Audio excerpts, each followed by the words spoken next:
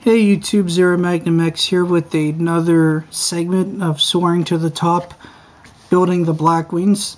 This video is going to discuss things with Synchros, Zephyros the Elite, and a little bit of focus on what the deck has to offer. I went over in the first video about things with, I believe, Shura, Bora, and Vayu, and Synchron and Trishula, and being able to drop Dark Arm Dragon. So this will be more towards the general Synchros and problems I see with some of the Blackwings and kind of the playstyle and stuff to give people advice. I've been complimented a lot that I know how to play Blackwings. Now, some of the advice might be obvious, some of it may not be so obvious. Alright, we'll start with Vortex here. It's a great card, but sometimes people have that need to run 2 to 3 of it. The thing is that it's probably going to be hit by Compulsory or Dimensional Prison before it's going to be destroyed by battle. So, where it helps to be like a Shura, and that's just it. If they swing over it and you do get Shura out, your only hope is to get K-Loot or Gale off of it next turn, or that they have something smaller, because if this is defeated by battle minus Book of Moon or Emergency Controller or what have you, they already have something bigger than Shura, so it's not going to matter in the long run. Vortex is great for a level, or for a 1 of, but that's all I'd ever run it as. Okay, Armed Wing and Armor Master. I kind of noticed that people have gotten away from Armed Wing a little bit, not a huge amount, but they're playing him more so as a 1 of anymore. I think he still needs to be 2. Plants are a huge and popular deck right now, so he can really hit with massive piercing damage. And if your opponent has a face-down monster and you have Sirocco and Armed Wing and a bunch of stuff on the field, you can really hit for a lot of damage. So I don't think he should be out quite yet, and he's good for value bait when you need to get a non-effect Armor Master out. Okay, Silverwind is just value bait. I think he's a 1 of, and I can agree with that. He's been there. Alright, now, to talk more about the other Synchros here. That's just in there for fun right now. I won't lie. Okay. Now, the other one I'm missing that I don't have is Infernity Doom Dragon. He's another one that needs to go in here. This is discussion on these cards and why they're in here for playouts. Okay, first is Ancient Fairy Dragon. There's so many decks, Keepers and Dragoonities and other things that can really dismantle Blackwings if played right. So Ancient Fairy Dragon can be something that is really good to play into because it can eat field spells and give you life points. So it may be a more important out. And it has 3,000 defense, which not many Synchros and other cards can get over. So that too is important. Alright, the next is Dark End Dragon. You're running dark monsters, and he's just helpful. He can get rid of Stardust and other cards. So he's a pretty intelligent choice. Stardust should be obvious, because it is Colossal Fighter. I'm liking him because of Samurais. He can get ridiculously huge and just be a wall if you need it, because if you can set this up against Sam's first turn, they really can't OTK you unless they drop a Dark Hole or something to get rid of Colossal Fighter. So he's a solid wall versus a deck like that. He keeps coming back, and whenever you have the opportunity, you can really strike, because you can set, like a Compulse yourself, Dim Prison, Icarus Attack, and Xian can only stop so many of those.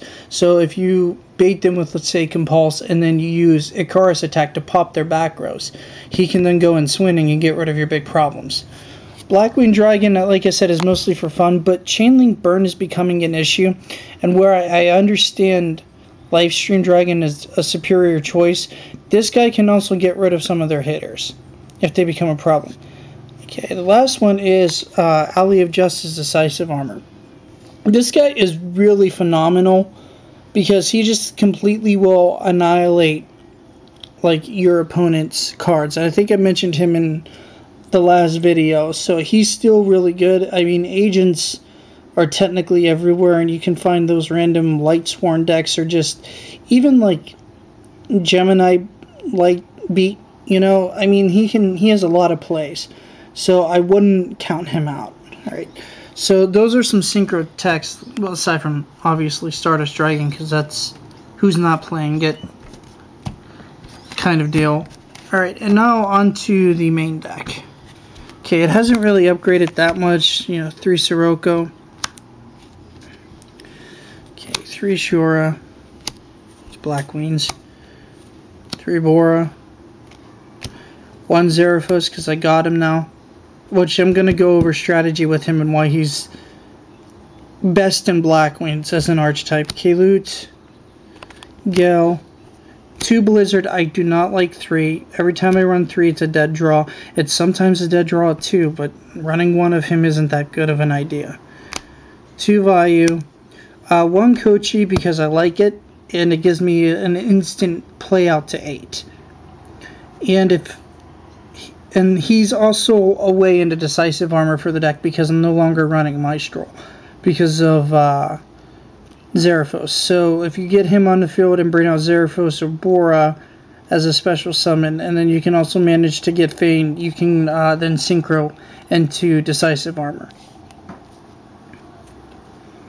Okay, so 1 Fane. Who's next? 1 Jetstream because Kalut being at 1 hurts. If Kalut goes to 2, run 2 Kalut, obviously. But this will keep your Blackwing alive for a turn if you need it. 1 Dark Arm Dragon because you never know whenever you're going to be able to play him. Yeah, sometimes he's a dead draw, but Dark Arm Dragon's Dark Arm Dragon. Having him is better than not. And then Gores. Okay. 2 Space Typhoon. This is just staple Palooza here.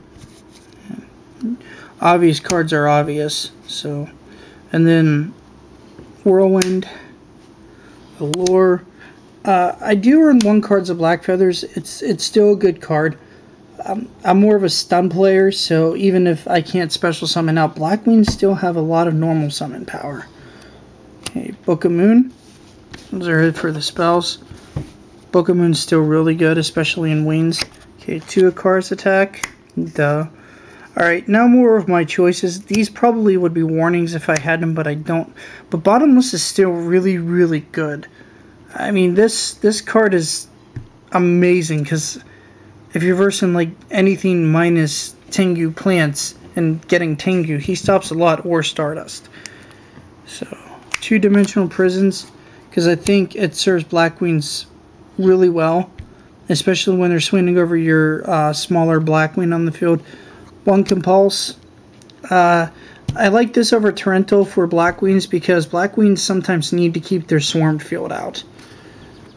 Mirror Force, Royal Oppression, and then 1 Dust Tornado to get to more spell and trap destruction. Because this is a deck where you will be hurt by things like Gravekeepers and so on, and you can't really recover that well. Alright, now I'm going to go with a little bit of strategy, why certain plays are good. So, give me a second here. Oh, he's going to be part of that. So is he.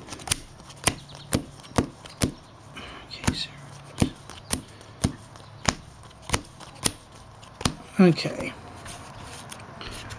First off, I want to say that whenever playing Blackwings, there's a couple of things I've experienced when playing an opponent.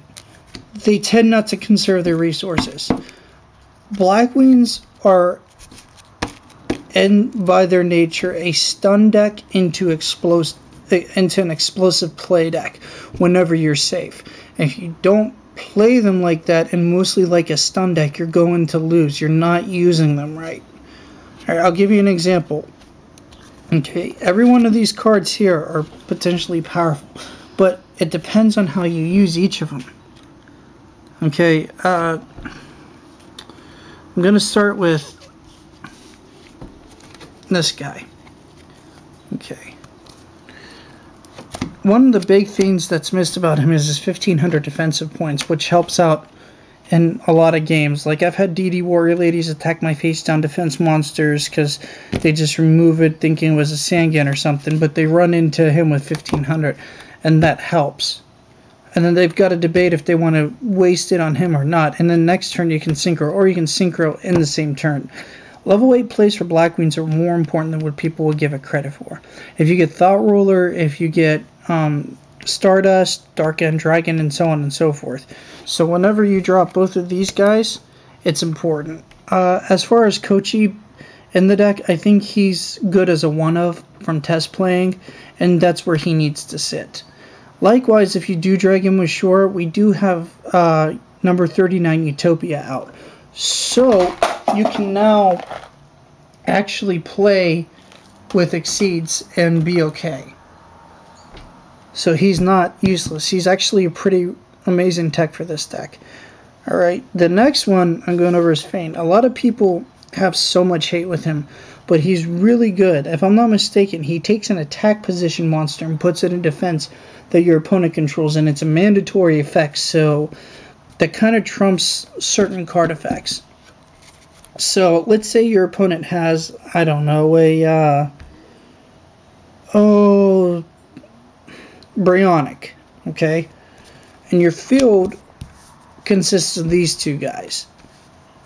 Like, let's say you did something to prevent Bryonic or Gaia Knight or whoever, you know, just a synchro with less than 1800 defense, and it's in your way. Well, now you've really expanded your play by doing this, because you can swing direct with him and then just swing over with Shore and get another play. In fact, if your opponent really has a dangerous kind of field with other monsters on it, you can even synchro for Black Rose by going with Vayu, in case if you really need to get it. And if this is your only setup, you can then draw Dark Arm Dragon. So if you think a little bit, plays like this are really, really great. Alright, next up is this guy. He's one of the most sought after meta cards right now, and I don't think he made as huge of an impact as people anticipated he would up at Nationals. At least from experience, from seeing around and looking around a bit. Now, I didn't have the best look overall because I was dashing around, jumping around, but I didn't really hear major Zephyros plays. I heard about other cards like Tengu and Hyper Librarian and cards like that. He is okay in other decks, but like if you use him with Tengu, he tends to eat up resources. So you play Tengu, you bounce Tengu, you bring him back, you know, you exceed, and then you're supposed to be able to get the other Tengu. The way it sounds right now, so I'm not sure on that, but that's the general idea with everyone. Me and V from Team Minority have both emailed Konami like a week and a half ago and haven't got a response yet about it. So I'm probably going to send another email if I don't hear from them by Monday. Anywho, the reason he's really amazing in Blackwings himself, besides his solid attack and an okay defense, is because of this guy right here. He gives, when you go to explode and you keep him in your graveyard, he pushes for that extra damage that you couldn't get in before. Because say, you know, you've got a really nice Blackwing field, because we all know that Blackwings can do this. And it looks something like this. Okay, and this is what's on your field. And they've got a face-down defense monster. Be it whatever it is. Alright, and they don't have back rows, so you're able to set up and explode on them.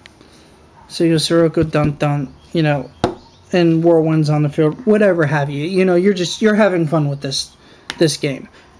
Okay, and Zephyros is in the elite was popped. Well, then you return Bora or Gallon and bring him back. This doesn't seem like the best play in the world to some people, because it's like, oh, you just wasted Zephyros' effect because you could use him to bring back for Dark Armed Dragon and play Dark Armed or whatever. Well, this might also be obvious, but the thing is, he's 1600 extra attack points on whatever you're hitting face down with Siroko's effect. And that might mean game, because I believe this is 8300 attack, or close to it, whenever I calculated it, or 3 Boras is, I can't, or not, well, instead of Gal, so I can't remember offhand. But in fact, I'll calculate it for you. Sorry for ranting, but these guys are 34. With him, that's 54. Okay. With him, that's 7,000. Okay, and then with Gale, that's 8,300. If you run into a Raika with Bora, they lose. And that's just all there is to it. Anything with 300 or less defense loses to this setup. And before, you couldn't get this same push with Sirocco. So that's an important factor to the game for Blackwings, I think. Likewise, like I said, Zephyros, the elite strategy, he's really great because he does graveyard modulation. And that's a big thing that Blackwings are good at, but not so great at. He makes it better because if he's in your graveyard, like I said, you can drop Dark Arm Dragon by returning something and bringing him back. So those are some things to play style wise. Be conservative when you're playing Blackwings, because if not, you're going to not do so well. I mean, I don't know how obvious that is or not. Likewise, if you hadn't noticed, I kept the same tempo whenever it came to my last segment, talking about like things with being able to go down with Whirlwind and being able to figure out what play you need next, you know, and so on and so forth. Being able to keep up the consistency of the deck. If you guys have any questions about any of their effects, for whatever reasons, let me know, and I'll be happy to answer them. Most people know what Blackwings do. They've been around. Konami's tried to kill them, and they still stick around too. So they're still a pretty good archetype if you're looking for one that has a few elements to offer in the game.